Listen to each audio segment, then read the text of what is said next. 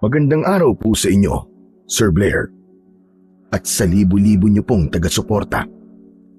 Sana ay palagi po kayong nasa maayos na kalagayan at palagi kayong pagpalain ng ating Panginoong lumikha.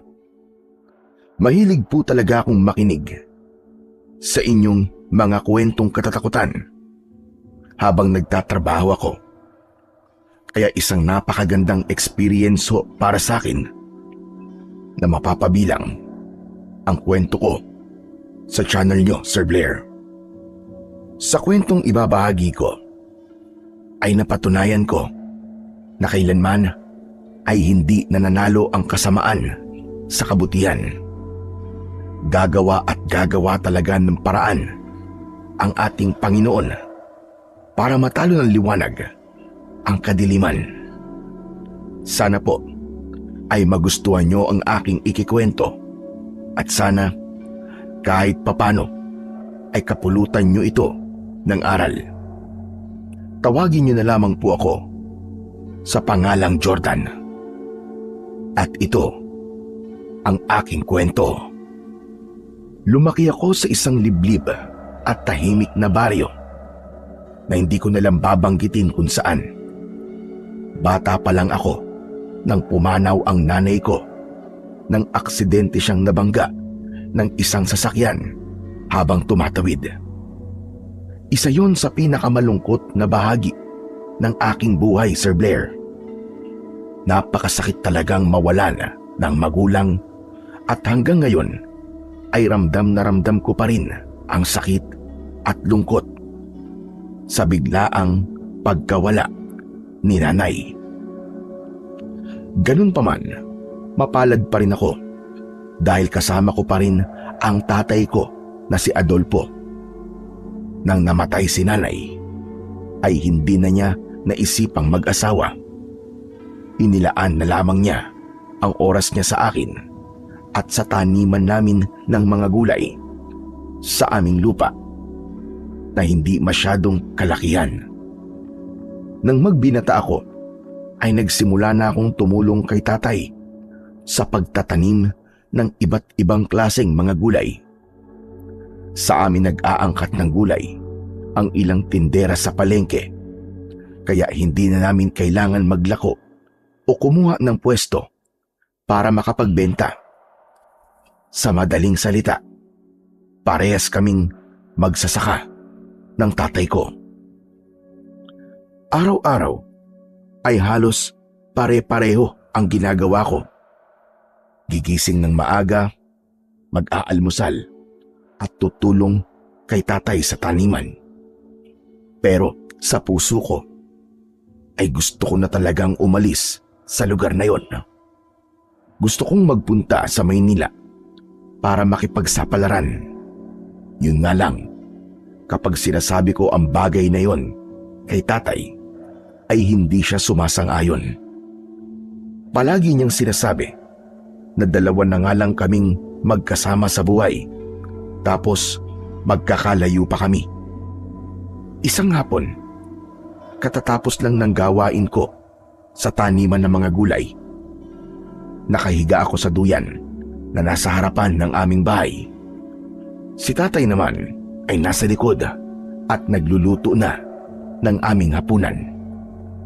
Nagulat ako nang dumating ang kababata ko na si Dado. Nakasuot siya ng maong na jacket at pantalon. May suot siyang shades kahit papalubog na ang araw. 2 taon nang nawala sa aming baryo si Dado dahil nagtrabaho siya sa Maynila at simula nang umalis siya ay hindi man lang siya bumisita sa baryo namin. Kaya nga nagulat ako nang bigla ko siyang nakita. Jordan, my friend! Kumusta ka na? Hanep sarap ng buhay mo dyan Paiga-higa ka na lang Walad yo. Ganyan na ba talaga kapag isang asyendero? Relax na lang? Ikaw na ba yan, Dado? Yung kaklase ko nung grade 3 na dumumi sa classroom? Anak ka talaga ng toko, oo. Ipinaalala mo pa yun Kinalimutan ko na nga ang bagay na yun Ano na? Ano nang balita sa'yo? Kumusta na ang buhay ng isang asyendero, ha? Ano nga sindero sinasabi mo? Magsasaka lang ako. Aba, wag mo ngang nilalanglang lang ang pagiging magsasaka, ha? Kung walang magsasaka, walang magtatanim ng gulay, prutas at bigas. Saka dapat, iniisip mong isa kang asyendero. Hindi ba sabi nila, kung ano yung palagi mong iniisip, yun ang mangyayari. Malabo naman kasi mangyari na maging asyendero ko eh. Kasi napakaliit lang ng lupa namin, no? Pero ayos na ayos ang pormahan mo ngayon, ah. Para kang balikbayang galing Saudi, ah. Siyempre naman, dapat ganito ang pormahan kapag nagbabalik ka sa baryo natin. Para kahit walang laman ng bulsa mo, iisipin ng mga tao na mapera ka. Huwag ka maingay, ah. Sa ukay-ukay ko nga lang nabili tong jacket at pantalong ko eh. Ito namang shade ko, imitation lang to. Dalawa 150 lang to, dun sa may bangketa sa Maynila. Gusto mo ba? Sa'yo na lang yung isa? Kahit wag na. Hindi naman ako nagsusot ng ganyan eh. Alam mo ba na shades ang sekreto ng mga taga Maynila para maging gwapo? Tignan mo ako, gwapong-gwapo, hindi ba? Ha? Parang hindi naman, Chong. Ikaw lang yata ang nag-iisip na gwapo ka sa suot mong yan sa mata mo eh. Sos! Naiinggit ka lang kaya mo sinasabi sa akin yan. Teka. Puro kakalokohan eh. Pero sabi mo kanina, nagbabalik ka na rito. Ang ibig mo sabihin eh, hindi ka na babalik sa Maynila, ganun ba? Nadali mo, Chong. Ganun na nga. Dito na ako for good. Madadagdagan na naman ng pagkakaguluhan ang mga babae dito, panigurado. Pero bakit? Akala ko pa naman eh, hindi ka na babalik dito sa atin kasi simula nang umalis ka, ay hindi ka na nakaisip na bumisita man lang dito. Titira na kasi sa ibang bansa yung mga amo ko. Kaya hindi na nila kailangan ng serbisyo ko bilang driver nila. Pero ang maganda nito, binigyan nila ako ng pera na magagamit ko para magnegosyo dito sa atin. Aba, ayos pala yan, Dado. Malay mo, sa pagninegosyo ka na yumaman, di ba? Hindi rin natin masasabi yun. Sa gitna ng pag-uusap namin ni Dado, ay nakita ko si tatay na papasok sa bahay. Napahinto siya nang makita niya si Dado, kaya lumapit muna siya sa amin. Aba, Dado! Kailan ka pa dumating? Kanina lang po, Mang Adolfo. Aba, mukhang asensado ka na. Parang galing ka ng ibang bansa sa suot mo eh. Hindi naman po, Mang Adolfo. Wala pa rin po nagbago sa akin. Wala pa rin po laman ng bulsa. Pero ayos lang po yun. Ang importante, gwapo pa rin ako. Hindi ka pa rin talaga nagbabago, Dado. Puro ka pa rin kalokohan. O paano? Iiwanan ko muna kayong dalawa dyan ha? At may ginagawa lang ako. Nang pumasok si tatay sa bahay, ay nagpatuloy kami ni Dado sa pag-uusap. Napunta ang aming topic sa Maynila. Grabe, ang tagal mo rin pala sa Maynila, no? 2 taong ka rin doon dire-diretso, di ba? Kaya nga eh. Kaya na-miss ko rin tong lugar natin. Napakalayo kasi ng Maynila rito.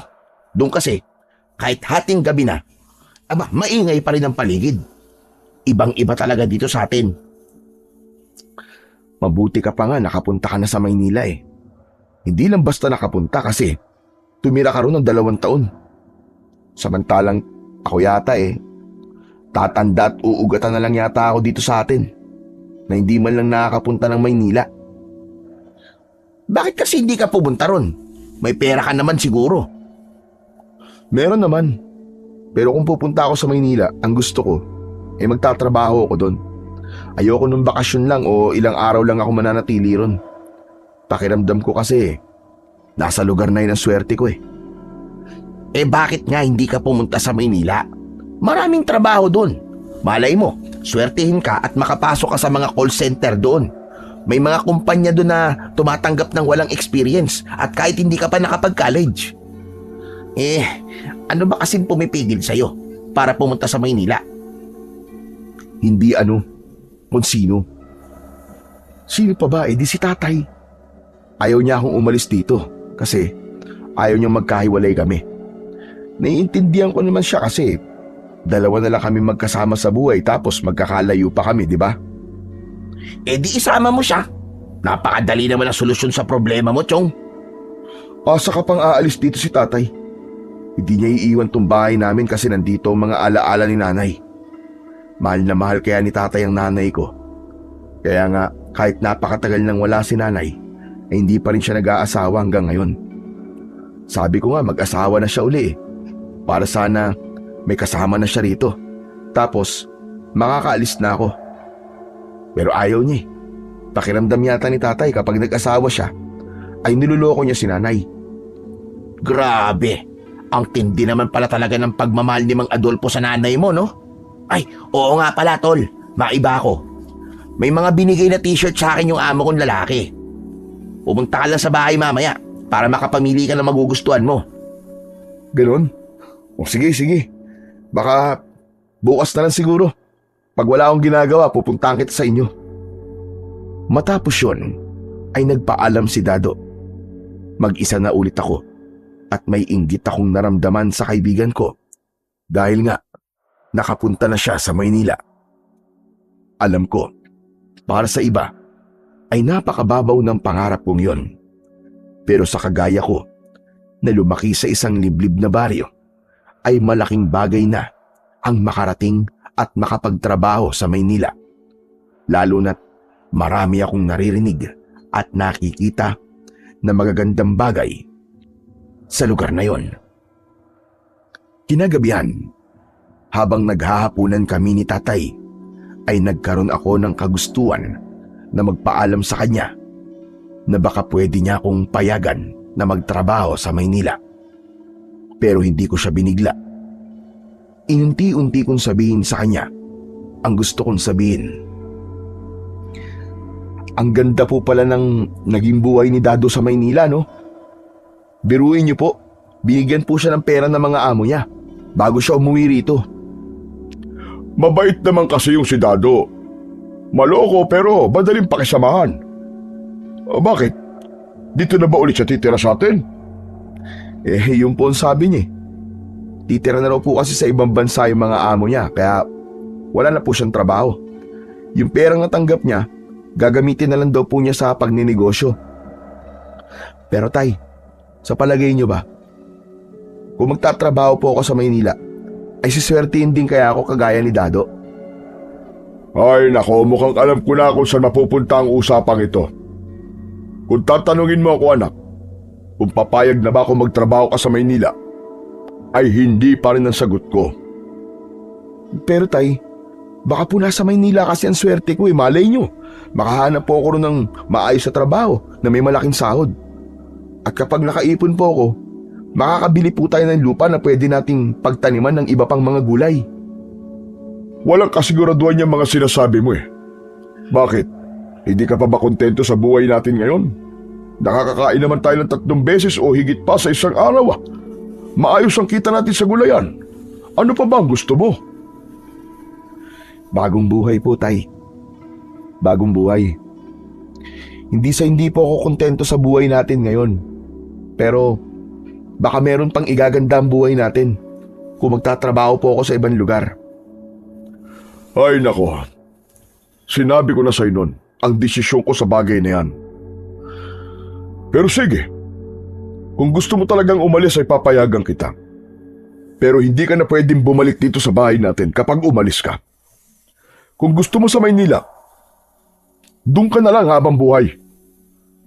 Patay naman eh. Alam niyo namang hindi pwedeng hindi ako babalik dito sa atin kasi nandito kayo.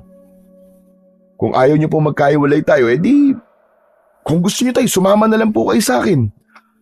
Tapos kumuha na lang po tayo ng tao na mag-aasikaso po sa taniman natin dito, di ba?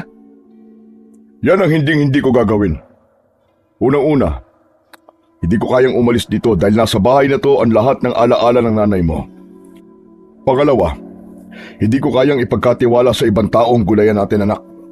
Walang ibang pwedeng magtanim at mag-alaga ng gulay sa lupang ito, kundi tayong dalawa lamang. Unti-unti nang tumataas ang boses ni tatay, kaya hindi na ako sumagot. Alam ko na kapag gano'n na ang tono ng pagsasalita niya, ay malapit na siyang magalit. Ganun pa man, hindi pa rin naaalis sa akin ang kagustuhan kong magtrabaho sa Maynila. umasa na lang ako na isang araw ay magkakaroon ng himala at magbabago ang isip ni tatay. Kinabukasan ng umaga, pagkatapos mag-almusal, ay nagpunta ako sa bahay ni Dado para kunin ang mga damit na ibibigay niya sa akin. Sobra akong natuwa nang makita ko ang mga damit na pagpipilian ko kasi mukhang bago pa ang mga yon at parang ilang beses pa lang nasuot. 4 na t-shirt ang napili ko habang 2 naman kay tatay. O ano, Chong? Okay ka na ba dyan sa mga napili mo? Baka gusto mong dagdagan pa. Marami pa rito. Dagdagan mo kaya yung kay Mang Adolfo. Itong 2 lang kasi ang nakita kong magugustuhan ni tatay eh. Pero hayaan mo sa susunod. Papupuntahin ko siya rito mismo para siya na mismo ang pumili. Oo nga pala, Chong. Kailangan ko nang umuwi. Tutulungan ko pa kasi si tatay sa taniman namin. Talagang sumaglit lang ako rito dahil sa mga damit na to. O sige, sige. Kapag may oras ka, tagay tayo minsan ha. Kagaya ng ginagawa natin dati. Sige ba, walang problema. Sasabihan na lang kita kung kailan ako pwede. Nang nakapagpaalam na ako kay Dado, ay umalis na ako kasi alam kong naghihintay na ang tatay ko sa gulayan namin. Napakasaya ko dahil sa mga damit na ibinigay ni Dado sa amin ni tatay. Nakakatuwa na kahit matagal na nawala si Dado, ay hindi pa rin niya nakalimutan ang aming pagkakaibigan. Habang naglalakad ako, ay napadaan ako sa bahay ni Aling Mirna. Napakunot noo ko dahil paalis si Aling Mirna kasama ang kanyang buong pamilya. May isang jeep na nakaparada sa harapan ng bahay nila at doon nila isinasakay ang mga gamit nila. Nagpatuloy na ako sa paglalakad hanggang sa nakauwi na ako sa amin. Nagpalit na ako ng damit na may mahabang manggas at nagsuot ako ng salakot para meron akong proteksyon sa sikat ng araw. Nagpunta ako sa likod ng bahay kung saan naroon ang aming taniman. Tumulong ako kay tatay sa pagbubungkal ng lupa. Saan ka magaling? Bigla ka na lamang nawala kanina. Sa bahay po ni Dado. May mga gamit po siyang ibinigay sa atin, tay. Ang dami pa nga po ron eh. Ang sabi po niya kapag may oras daw kayo, pumunta kayo sa kanya para kayo po mismo makapamili na magugustuhan nyo. Aba hindi ako tatanggi dyan. Para hindi na tayo bumili ng damit natin sa bayan. Kaya nga po magaganda po yung mga damit at mukhang mamahalin pa po. Sa amo po kasi yun ni Dado, siguro po, hindi niya na madadala sa ibang bansa kaya ibinigay na lang po niya kay Dado. Ay, oo nga pala tay. Nakita ko po na paalis na po sila Aling Mirna. Alam niyo po ba kung saan po sila pupunta? Aba hindi ko alam kung saan sila pupunta. Pero nakausap ko si Mirna nung isang araw. Ang sabi niya, ibinenta niya na ang lupa niya sa isang negosyante mula sa syudad. Balak yatang magtayo ng asyenda dito sa baryo natin. Sayang naman po yung lupa ni Aling Mirna. Hindi po ba tay siya po may pinakamalaking taniman ng nyug dito sa atin? Sinabi mo pa. Sabi ko nga kay Mirna yung ibabayad sa kanya sa pagbebenta ng lupa niya ay kikitain niya sa nyugan niya pagdating ng panahon. Wala Ang gusto niya yata ay yung mabilis ang pera. Ayoko naman makialam at sabihin sa kanya na mali ang desisyon niya. Hindi naman sa akin ang lupa niya kaya wala akong karapatang makialam. Pero ang sabi niyo po tay, binili po ng negosyante yung lupa ni Aling Mirna kasi gagawing asyenda. Opo, malaki ang lupa ni Aling Mirna. Pero parang hindi po sapat ang laki ng lupang yun para gawing asyenda, tay. Yan nga din ang naisip ko nang nakausap ko si Mirna Pero yun ang sinabi niya sa akin Tignan na lang natin sa mga susunod na araw kung ano ba talaga ang gagawin sa lupang yon. Tumangu-tango na lang ako at itinuon ko ang aking atensyon sa ginagawa ko. Naisip ko na napakalaki siguro ng ibinayad kay Aling Mirna para pumayag siya na ibenta ang kanyang lupa. Naalala ko kasi na nakausap ko noon si Aling Mirna at sinabi niya na hindi niya ibibenta ang lupa niya dahil pamana pa yon ng kanilang ina.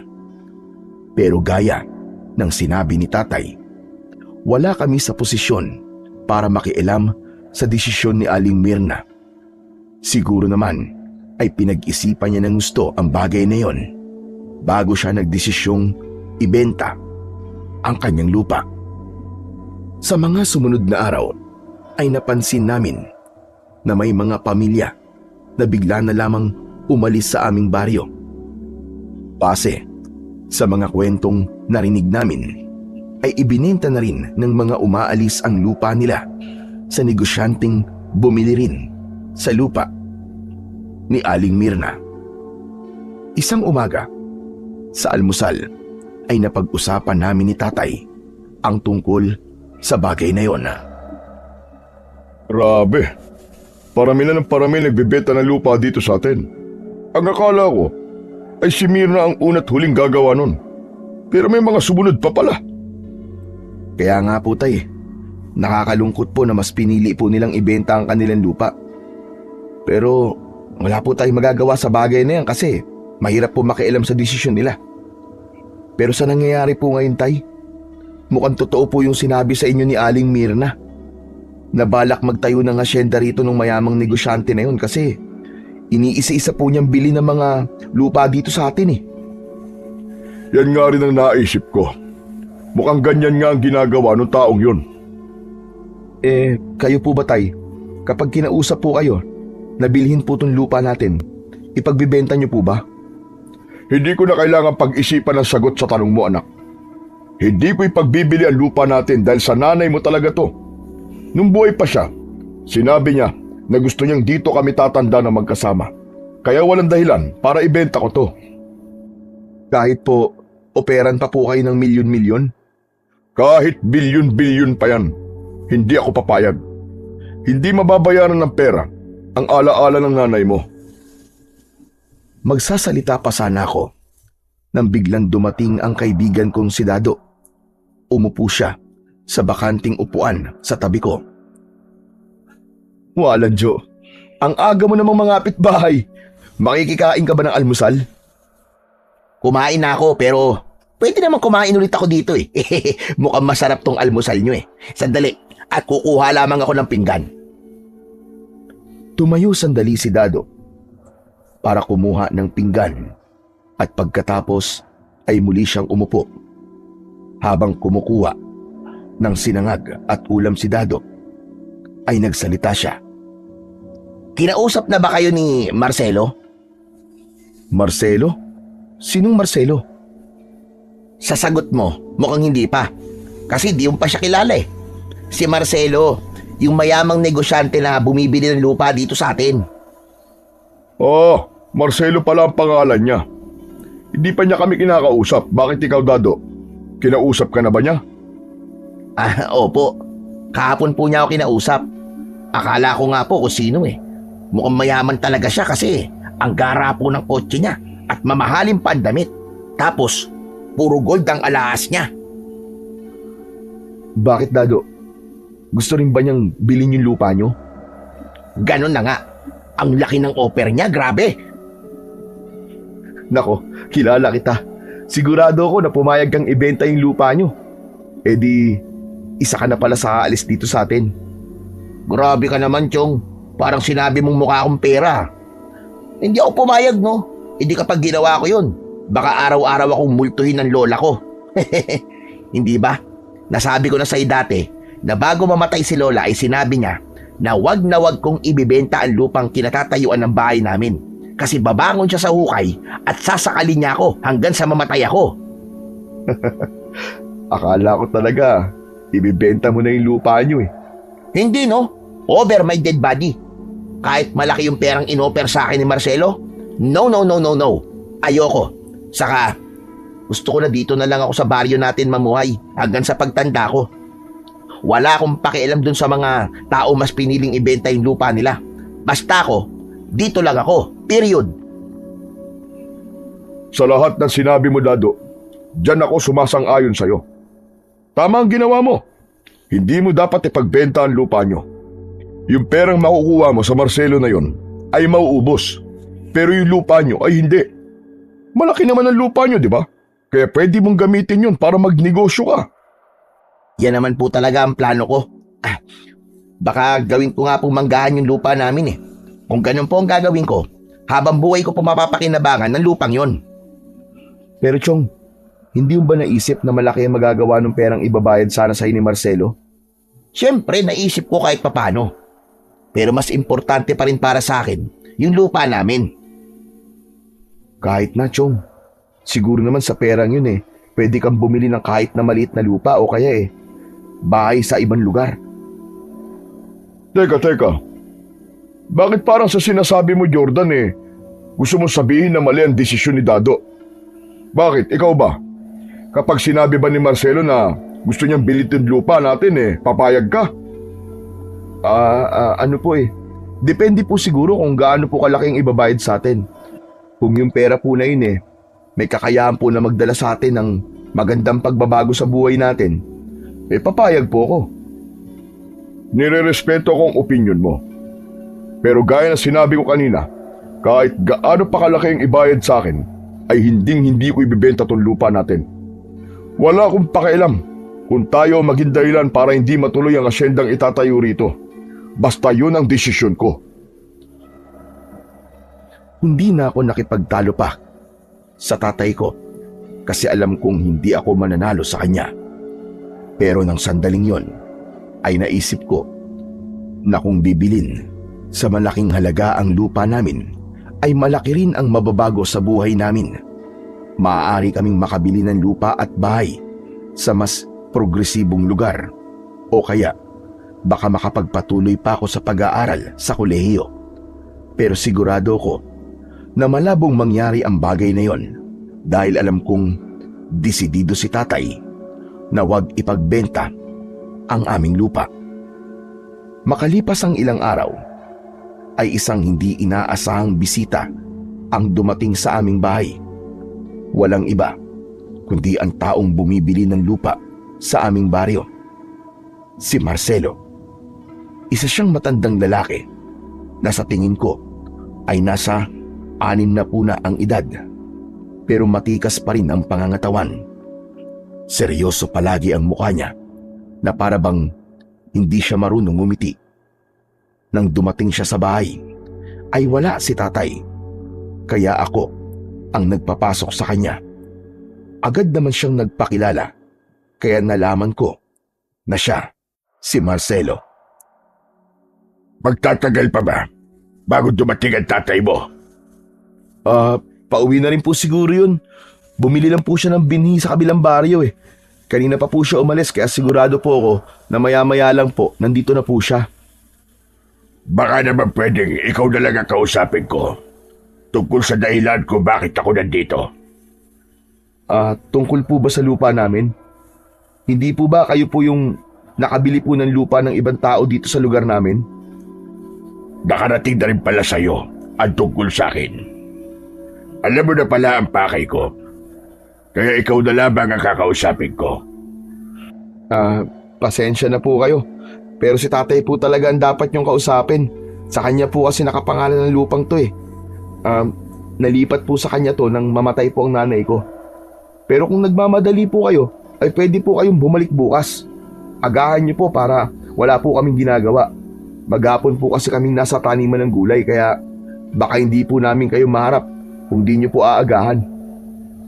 Ayokong sayangin ang pagpunta ko rito. Kaya hihintayin ko na lamang ang tatay mo. Kayo po ang bahala. May gusto po ba kayong inumin? Meron ba kayong whiskey rito o rum? Nako, wala po kaming alak dito Tubig at kape lang po may bibigay ko sa inyo. Kung gano'n ay wag na. Ayos lang ako. Matapos yun, ay isang mahabang katahimikan ang namagitan sa aming dalawa ni Marcelo. Sa totoo lang, ay naiilang akong kausapin siya dahil halatang napakayaman niya. Tama nga ang sinabi ni Dado na napakaraming gintong alahas ni Marcelo at ang kasuotan niya ay halatang mamahalin. Maya-maya pa ay dumating na si tatay. Napakunot siya Nang nakita niya si Marcelo, agad na tumayo si Marcelo at inilahad niya ang isa niyang kamay kay tatay. May pag-aalinlangan na nakipagkamay si tatay kay Marcelo. Magandang umaga. Ikaw siguro si Adolfo. Tama ba ako? Ako nga ho. Sino ho ba kayo? Ako si Marcelo. Nandito ako para sa isang napakahalagang bagay. Ang sabi ng anak mo ay ikaw ang kailangan kong kausapin. Kung ganun, ikaw pala yung sinasabi nilang Marcelo.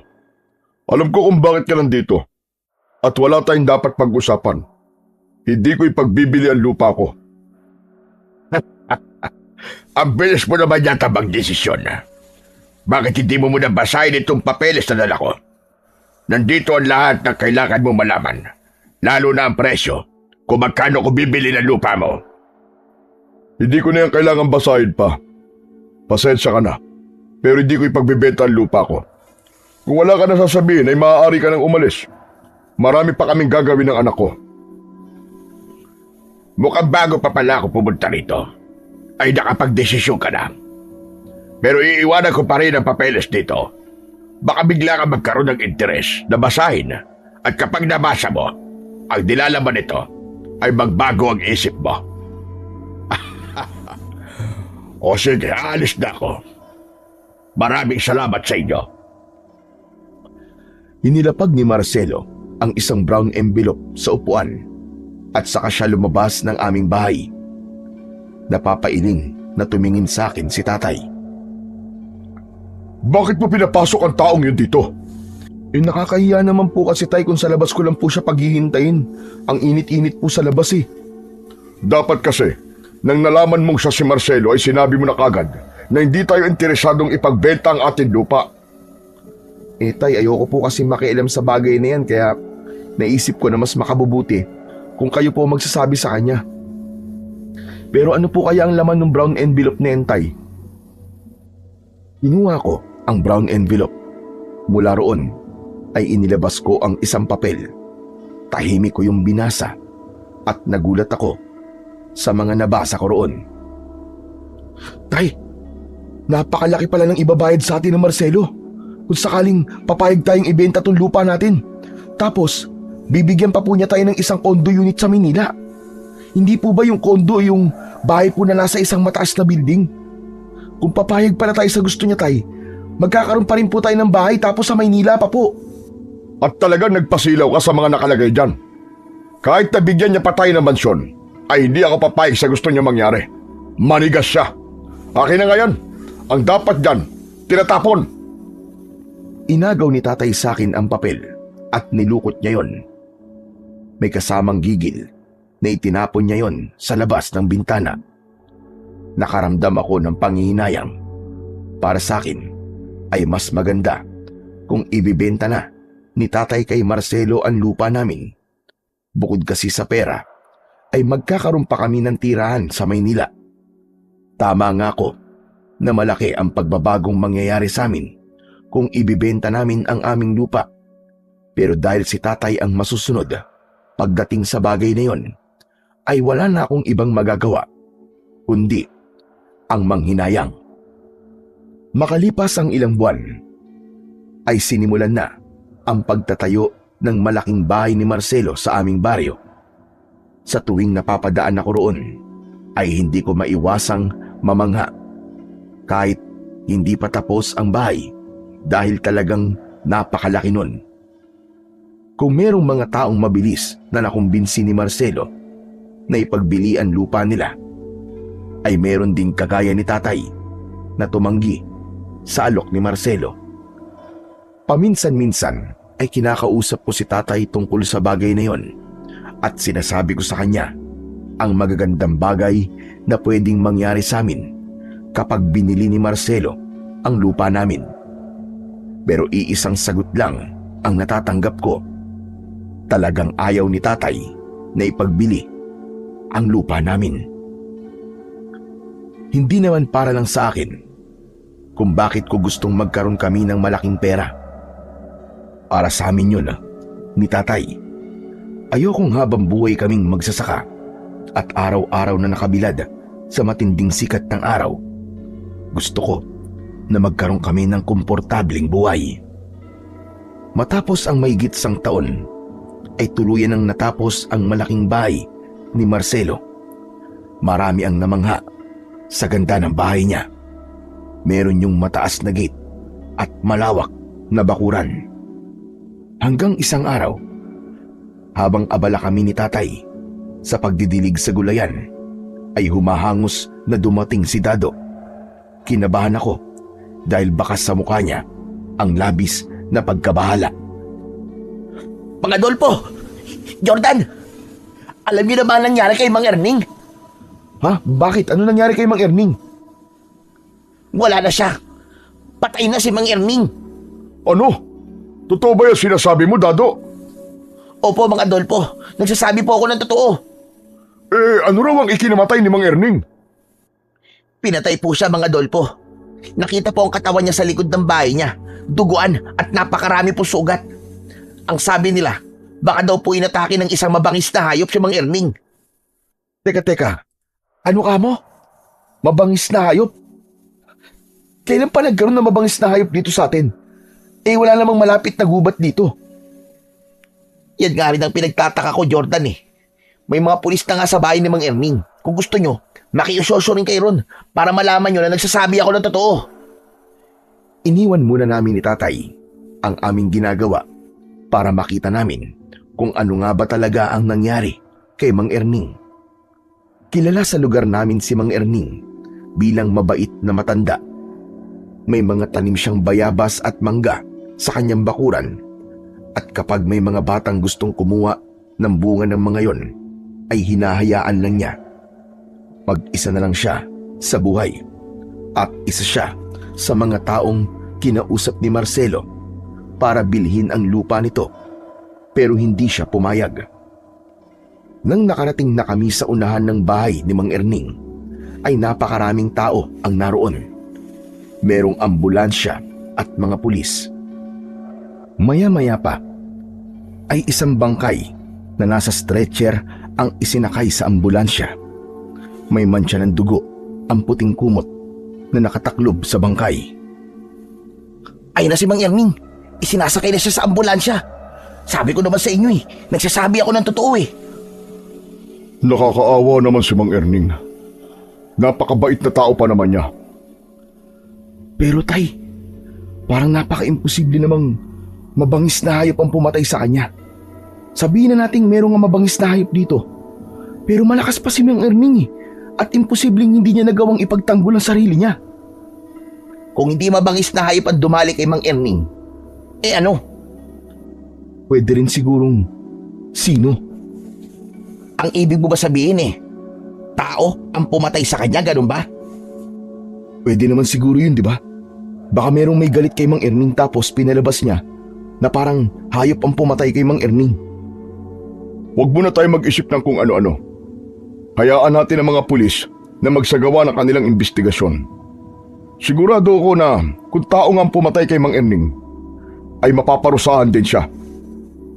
Awang-awa ako kay Mang Erning dahil sa kamatayan na kanyang sinapit.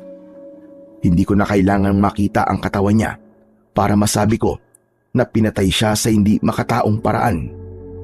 Doon pa lang, sa dami ng dugo, sa kumot na nakataklob sa katawan niya, ay masasabi ko na napakarami niyang sugat at talagang nakaranas siya ng matinding hirap at sakit bago siya nalagutan ng hininga. Naging palaisipan sa aming lahat ang pagkamatay na yon ni Mang Erning. Maraming haka-haka ang kumalat at ang lahat ay merong opinyon kung paano pinatay ang kaawa-awang matanda. Bago ilibing si Mang Erning, ay lumabas na ang resulta ng investigasyon ng mga pulis. At ayon sa kanila, ay isa ngang mabangis na hayop ang talagang pumatay kay Mang Erning. Yun nga lang, hindi masabi ng mga pulis kung anong klaseng hayop yun. Simula noon, ay nagkaroon na kami ng takot. Natakot kami na baka nasa paligid pa rin yung mabangis na hayop na pumatay kay Mang Erning. Tuwing gabi, Bago kami matulog ni tatay, ay naglalagay kami ng harang na tabla sa pinto at bintana. Iniisip kasi namin na baka habang tulog kami ay subukang pumasok ng hayop na yon sa bahay namin. Habang magkatabi kami ni tatay sa papag isang gabi para matulog na, ay nakatingin ako sa kawalan. Simula nang mangyari ang pagpatay kay Mang Erning, ay nahirapan na akong matulog. Tay? Bakit gising ka pa? Matulog ka na kasi maaga pa tayo bukas. Kailangan natin maaga mag-ani bukas ng pechay dahil may kukuha nung bukas ng alas 8 ng umaga. Kayo nga rin po tay, gising pa eh. Di rin po ba kayo makatulog kagaya ko? Ay naku, ewan ko ba. Para kasing hindi na ako nakatulog ng maayos simula nang patayin si Mang Erning. Parehas po pala tayo, tay. Sa tingin niyo po ba, tay, mabangis na hayop po talaga ang pumatay kay Mang Erning? Hindi ba yun ang sinabi ng mga pulis? Eh di paniwalaan na lang natin. Hindi ko po alam, tay, pero malakas po talaga ang kutob ko na nagkamali ang mga pulis sa investigasyon nila. Dapat po siguro mag-imbestiga ulit sila at baka may makita silang bagong ebidensya. Ano ba sinasabi mo? Ibig mo ba sabihin tao ang pumatay kay Erning? Ganun na nga po, tay. O sige, sabihin na nating tao ang pumatay sa kanya. Pero sino naman ang gagawa ng ganung karumal-dumal na pagpatay sa kanya? Sige nga. Aba, napakabait na tao ni Erning. Wala siyang kaaway o kagalit dito sa lugar natin.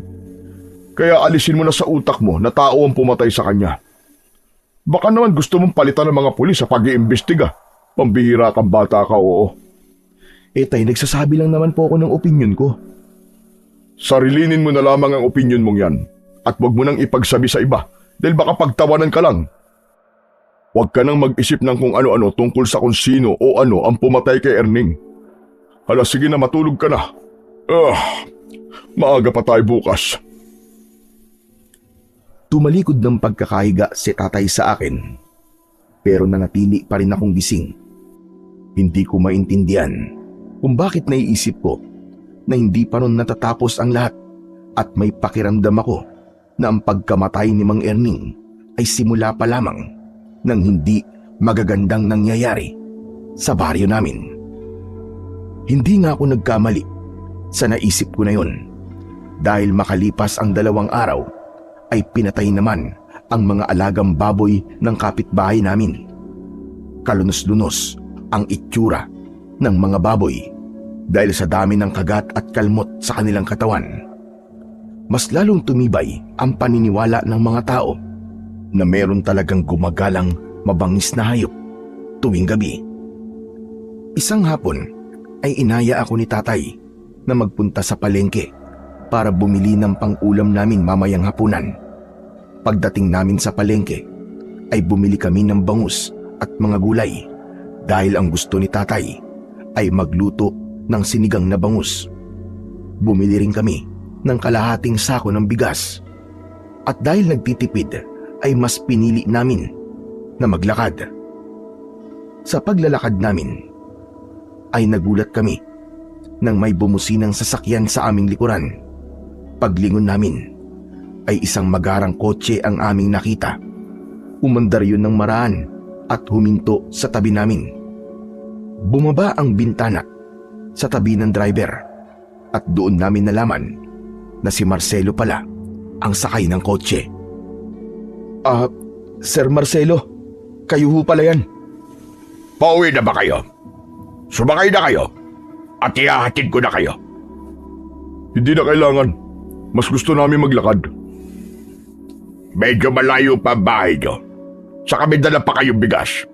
Nagmamagandang loob lang naman ako. Sige na, sumakay na kayo. Alam kong pagod kayo dahil maghapon kayo nagtatrabaho sa inyong taniman. Ay, sige na po, pumayag na po kayo. Ang sakit na po kasi ng braso ko sa pagbubuhat nitong bigas eh. Saka medyo dumidilim na rin po. Baka anong oras na po tayo nito makapaghapunan kung di po tayo kagad makakauwi sa bahay. Ilang segundong hindi nagsalita si tatay. Pero sa huli ay pumayag na rin siya. Sa likod umupo si tatay habang ako naman ay sa unahan. Kaya katabi ko si Marcelo. Nang umandar na ang kotse, ay iginala ko ang aking mata sa loob ng kotse. Grabe, ang ganda po ng sasakyan nyo. Ngayon lang po ako nakasakay sa ganitong klase ng kotse. Siguro po mahal po ang bilhin nyo rito, no? Hindi naman. Sa pagkakaalala ko, ay halos 3 milyon ang bili ko sa sasakyang ito. 3 milyon? Tapos para po sa inyo hindi pa yun mahal. Sa bagay marami po kayong pera, kaya para sa inyo ay maliit lang po ang 3 milyon. Pero para sa amin po, aba, napakalaking halaga na po nun. Pwede ka rin magkaroon ng ganong pera kung magiging masikap ka sa buhay. O kung gusto mo ng mas madaling paraan, ibenta niyo sa akin ang lupa niyo. Kung pinasakay mo kami rito para pag-usapan ng bagay na yan, ihinto mo na ito sa sakyan mo. Bababa na kami. Tay, huwag naman po kayong ganyan magsalita kay Sir Marcelo. Bakit mo ba tinatawag na sir yan? Among ba yan? Ihinto mo na ito sa sakyan, Marcelo. Sabi ko na nga ba kaya ayokong pumayag na iatid mo kami sa bahay dahil kakausapin mo na naman kami tungkol sa lupa namin. Relax ka lang, Adolfo. Sinabi ko lang sa anak mo ang mga paraan kung paano siya magkakaroon ng malaking halaga ng pera. Pero wala ba talaga kayong balak na ibenta sa akin ang lupa? Napansin niyo naman siguro na marami nang nagbenta ng lupa nila sa akin sa baryong to. At sigurado ko na sa ngayon ay mas maganda na ang buhay nila. Huwag mo kong itulad sa kanila. Kahit sa panaginip ay hindi ko nakikitang ibibenta ko sa iyo ang lupa namin. Sige na, ihinto mo na tong kotse mo. Bababa na kami.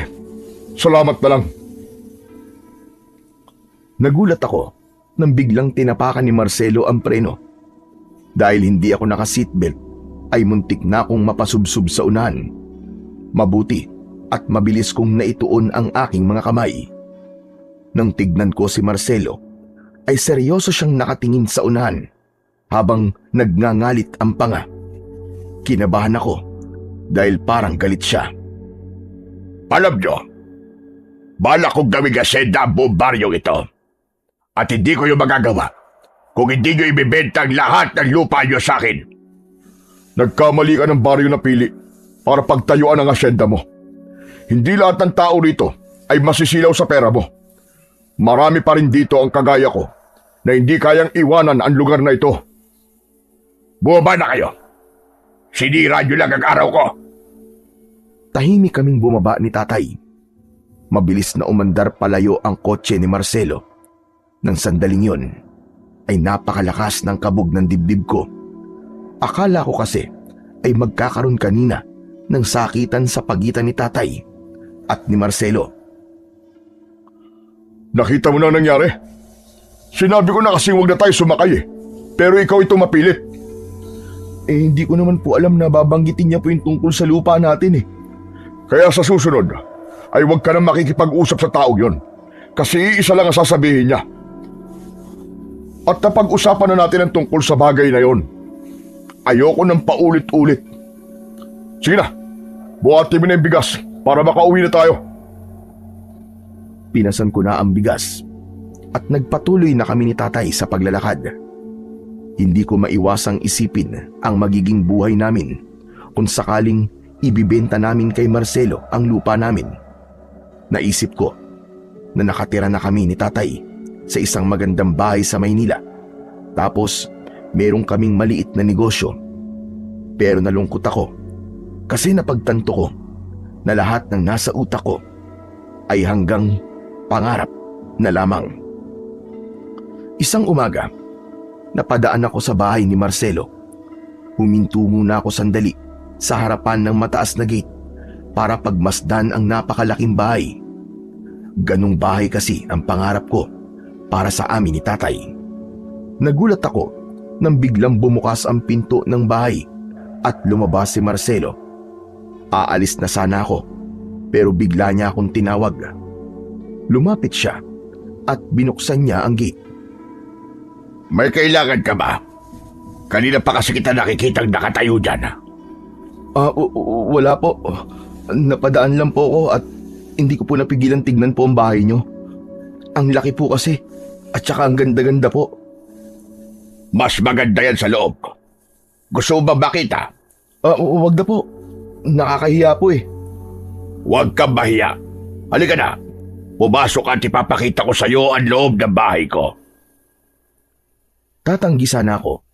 Pero tumalikod na si Marcelo at naglakad papasok sa bahay niya. Nahiya akong umalis, kaya sumunod ako sa kanya hanggang sa loob ng kanyang bahay. Sobra akong namangha sa ganda ng loob ng bahay ni Marcelo. Lahat ng gamit na nakikita ko ay halatang mamahalin. May isang malaking hagdan papunta sa ikalawang palapag. Grabe! Parang palasyo po pala ang loob ng bahay niyo. Gusto mo rin bang magkaroon ng ganito? Oo naman po. Lahat po siguro ng tao ay gustong magkaroon po ng bahay na kagaya po ng sa inyo. Ang yaman niyo po talaga. Pero kailangan ko na po palang umalis. Baka po kasi malaman ni tatay na nakikipag-usap po ako sa inyo eh. Pinagbawalan po kasi niya ako na kausapin po kayo. Huwag kang mag-alala.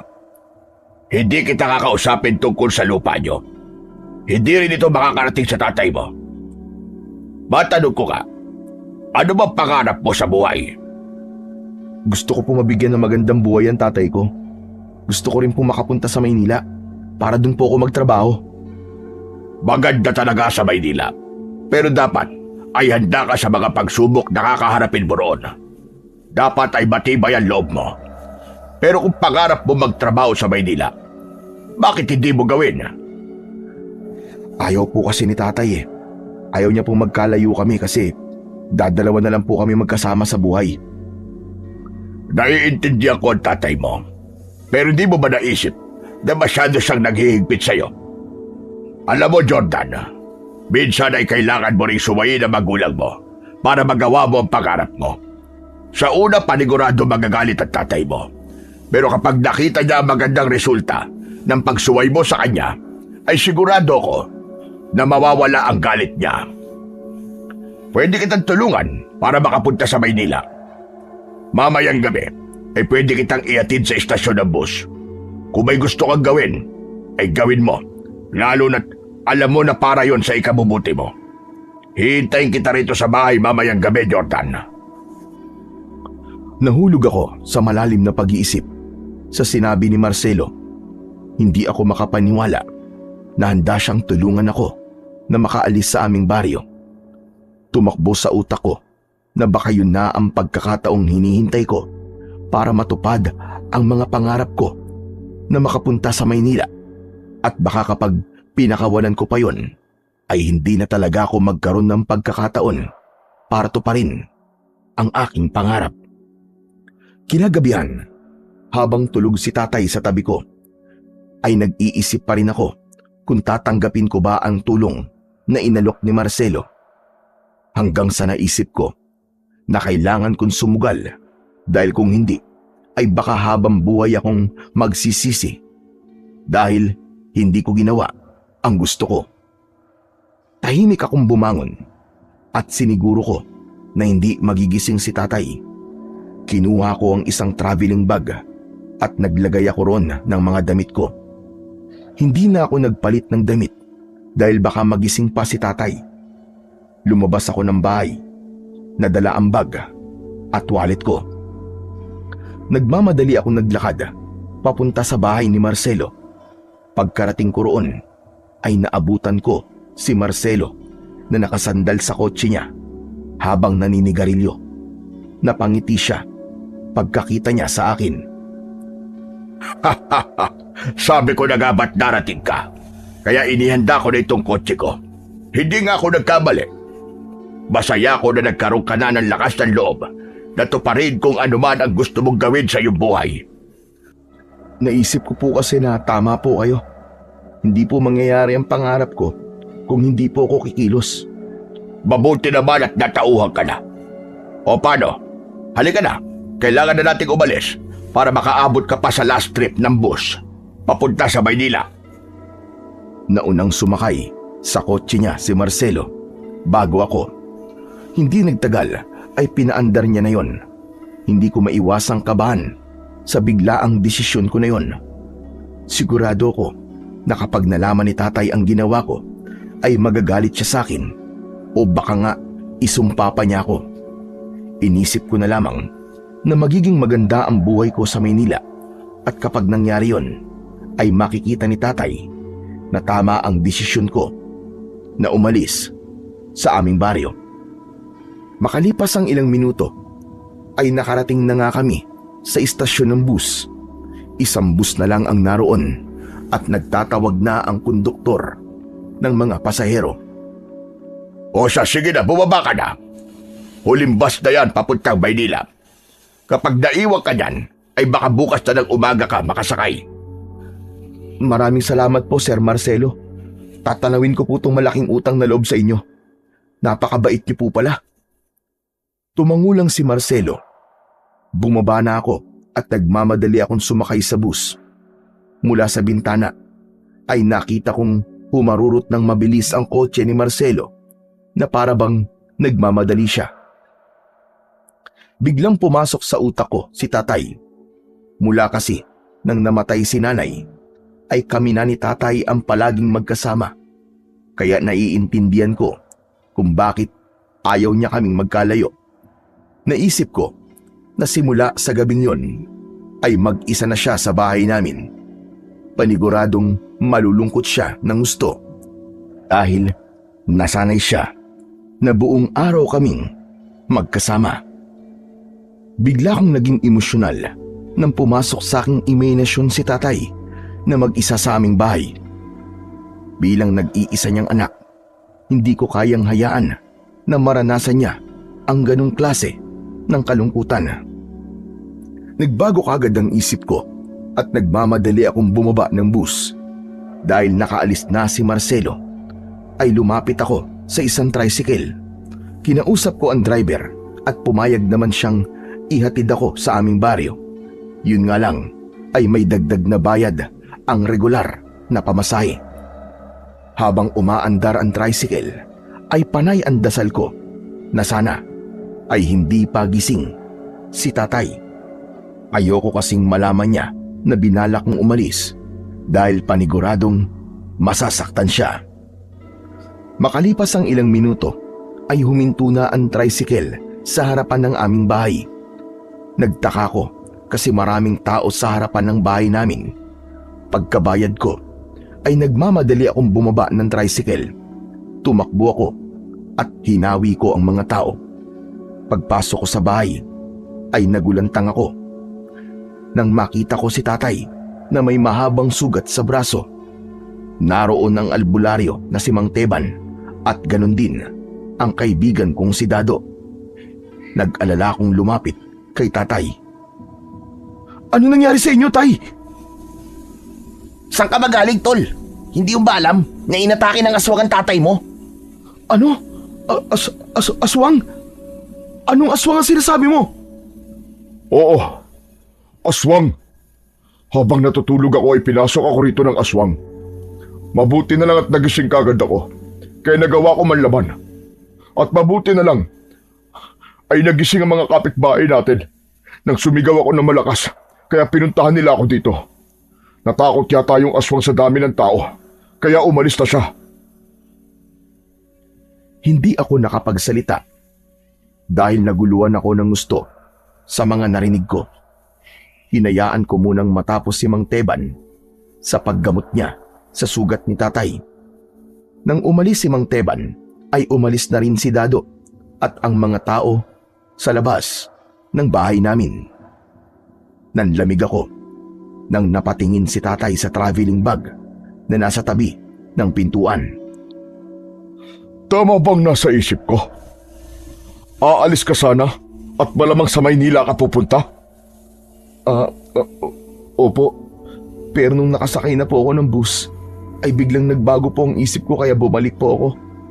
Hindi ko naman po akalain na habang wala ako ay sasalakayin po kayo ng aswang eh. Talaga palang gusto mo pa rin umalis kahit hindi kita pinayagan. Total, alam mong ligtas na ako, ay maaari ka nang umalis.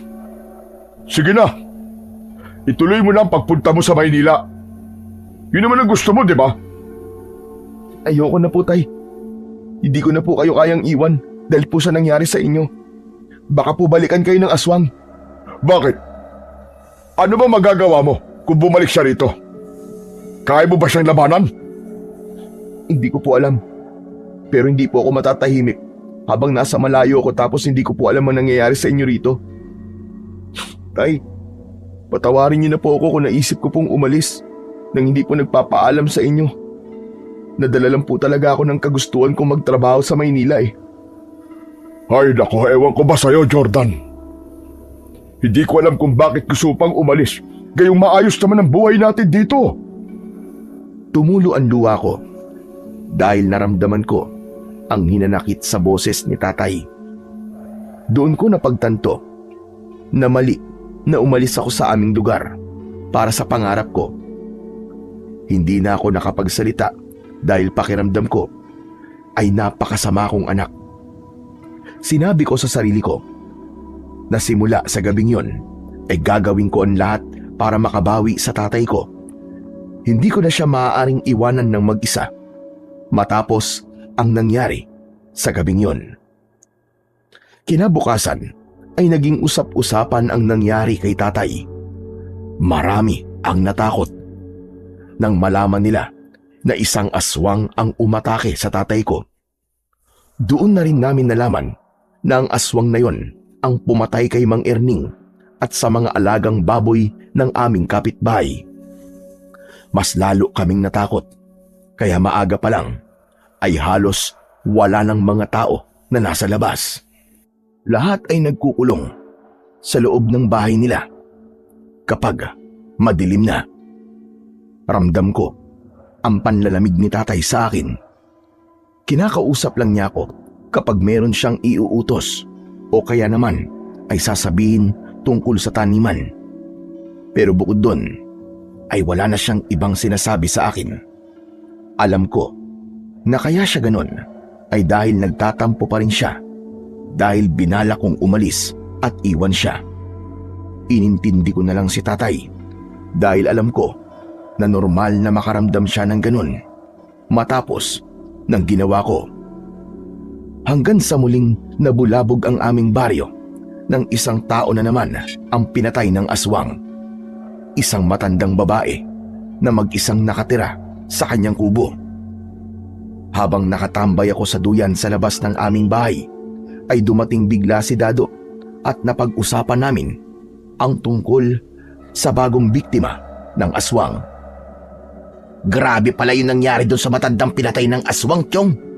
Alam mo bang halos wala na raw dugo yung matanda nung nakita yung katawan niya sa loob mismo ng bahay niya? Narinig ko na nga na pinag-uusapan kanina sa tindahan. Iniisip ko palang yung nangyari sa matanda. Diyos ko, kinikilabutan na talaga ako. Pero alam mo ba yung matandang yon ay isa sa mga kinausap ni Marcelo. Gusto rin kasing bili ni Marcelo yung lupa niya, pero hindi pumayag yung matanda. Oh, ano namang kinalaman ni Marcelo doon? Hindi mo ba naisip na parang may pagkakapareho yung mga naging biktima ng aswang? Pare-pareho silang hindi pumayag na ibenta kay Marcelo yung lupa nila. Kahit yung kapitbahay nyo na pinatay ang mga alagang baboy. Hindi ba? Ayaw din nilang ibenta kay Marcelo ang lupa nila. Tapos ang tatay mo rin, inatake din siya ng aswang. Ang kaibahan nga lang, nakaligtas si Mang Adolfo. Alam mo, Chong, hindi kita maintindihan eh. Bakit hindi mo nalang diretsahin kung anong gusto mong sabihin sa akin? Para hindi na ako nag-iisip. Ang hirap eh. Anak nang, akala ko ba matalino ka, Chong? Ang bagal mo naman makuha ang gusto kong sabihin. O sige. Hindi na ako magpapaligoy-ligoy. Naisip ko kasi na baka may kinalaman si Marcelo sa patayan na nangyayari dito sa atin. Sandali. Ano bang gusto mong sabihin? Si Marcelo ang aswang, ganun ba? Yun! Nadali mo rin sa wakas. Nababaliw ka na ba? Bakit naman magiging aswang si Marcelo? Ang bait-bait ng tao. Tong, sa'yo ko lang to sasabihin ha. At wag mong sasabihin kahit na kanino. Lalong-lalo na kay tatay. Si Marcelo kasi ang tumulong sa akin nung nagbalak akong umalis. Siyang nag-offer sa akin na ihahatid ako sa estasyon ng bus. Talaga? Ginawa niya yun? Oo nga. Kaya imposible yung sinasabi mo na aswang siya. Pero alam mo, Sa sinabi mo na yan, ay mas lalong lumakas ang hinala ko na aswang talaga si Marcelo. Bakit naman? Hindi mo ba naisip? Baka sinadya niyang paalisin ka para patayin niya ang tatay mo. Siyempre, kung dalawa nga lamang kayo, napapatayin niya nung gabing yon, ay mahihirapan siya. Kaya tinulungan ka niyang umalis. Tapos, sakto pa na inatake ng aswang ang bahay niyo nung binalak mong umalis. Nakukuha mo ba ang sinasabi ko sa'yo? Bigla kong tumahimik para pag-isipan ang mga sinabi ni Dado. Inisip ko na tama ang mga sinabi niya, pero hindi pa rin ako nakumbinsi na isang aswang si Sir Marcelo. Bago umalis si Dado, ay sinabi niya sa akin na huwag ko munang sasabihin sa iba ang mga hinala niya, lalong-lalo na sa tatay ko. Aniya ay ayaw niyang magpakalat ng akusasyon nang hindi pa siya sigurado kung isa nga bang aswang si Sir Marcelo. Kahit hindi ako kumbinsido sa mga sinabi sa akin ni Dado, ay pinag-isipan ko pa rin yun. Mas lalo akong hindi nakatulog tuwing gabi dahil sa pag-iisip. Nakuha ko naman na yung mga taong naging biktima ng aswang ay pare-parehong hindi pumayag na ibenta kay Sir Marcelo ang lupa nila. Pero para sa akin ay hindi yun matibay na ebidensya na aswang nga si Sir Marcelo. Yun ang nasa utak ko ng panahon na yun. Hindi naging buo ang paniniwala ko sa mga sinabi ng kaibigan ko dahil sa isang beses na pinakitaan ako ni Marcelo ng kabutihan. Sa gitna ng aking pag-iisip ay nagulat ako dahil sa magkakasunod na katok sa pinto ng aming bahay. Maging si tatay ay nagising. Agad siyang tumayo at kinuha niya ang itak sa kusina. Tumayo si tatay sa tabi ng pinto habang patuloy ang pagkatok. Sino yan? Pasensya na sa pag-aabala ko, pero gusto ko lang sanang makahingi ng tubig. Kanina pa kasi ako naglalakad at nauuhaw na ako. Nagkatinginan kami ni tatay. Kung walang aswang na umaatake sa baryo namin, ay agad naming bubuksan ang pinto at papainumin ang matandang nasa labas. Pero dahil sa takot na baka aswang ang matandang yon, ay nagkaroon kami ng alinlangan na buksan ang pinto. Pasensya na po kayo, Tatang, pero hindi ka namin pwedeng pagbuksan ng pinto. Sa ibang bahay ka na lamang humingi ng tubig.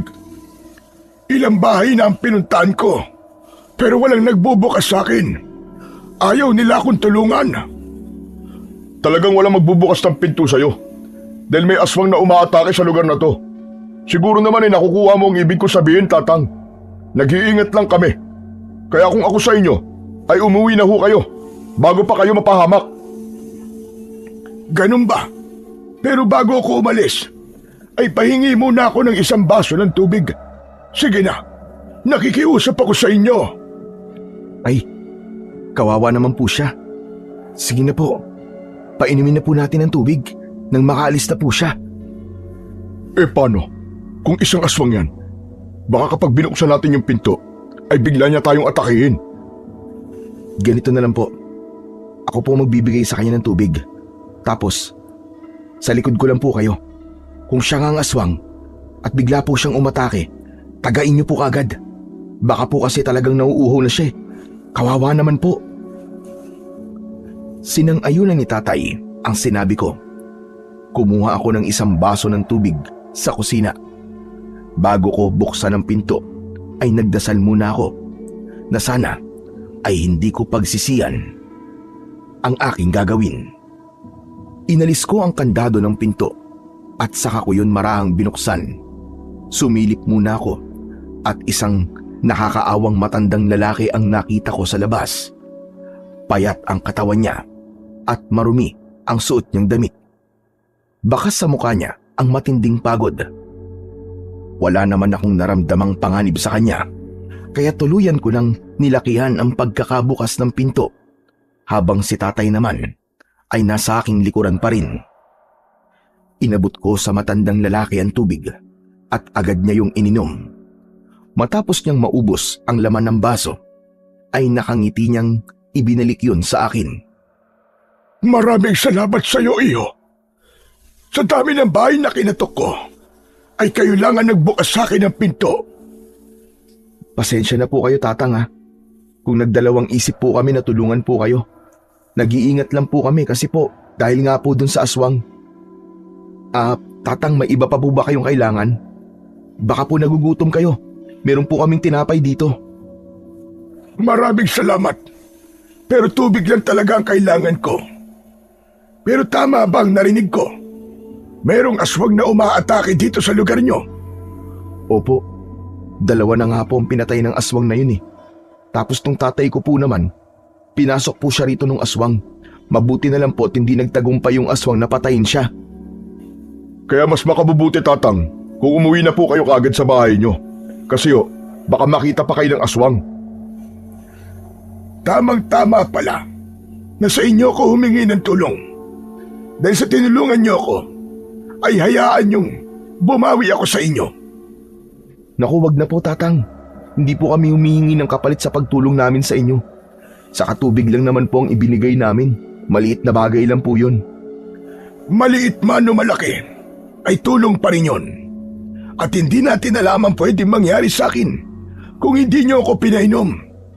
Baka kung hindi ako nakainom kagad, ay bigla na lamang akong mawalan ng malay.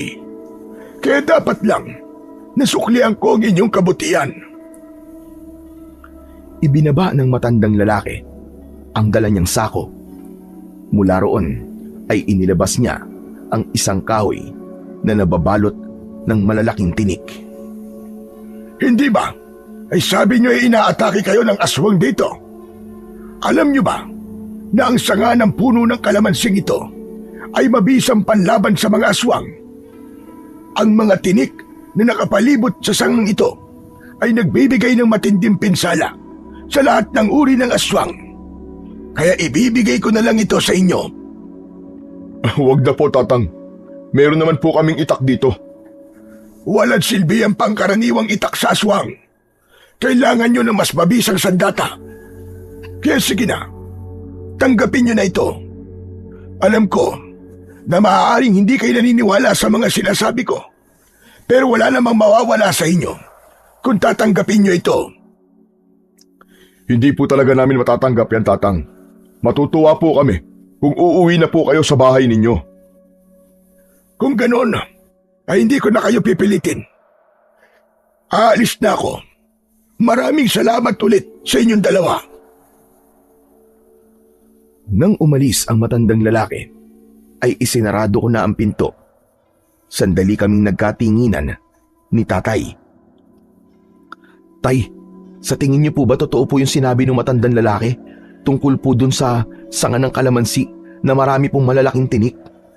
Ewan ko, pero sa palagay ko hindi totoo sinabi niya. Paano naman magiging sandata sa aswang ang ganung bagay? Eh kung iahampas mo yun sa aswang, ay paniguradong madali o mababali o mapuputol. Sa bagay, tama po kayo. Baka po gusto niya talagang makabawi sa atin sa pagtulong natin sa kanya. Kaya po, gumawa na lang po siya ng kwento, hindi po ba?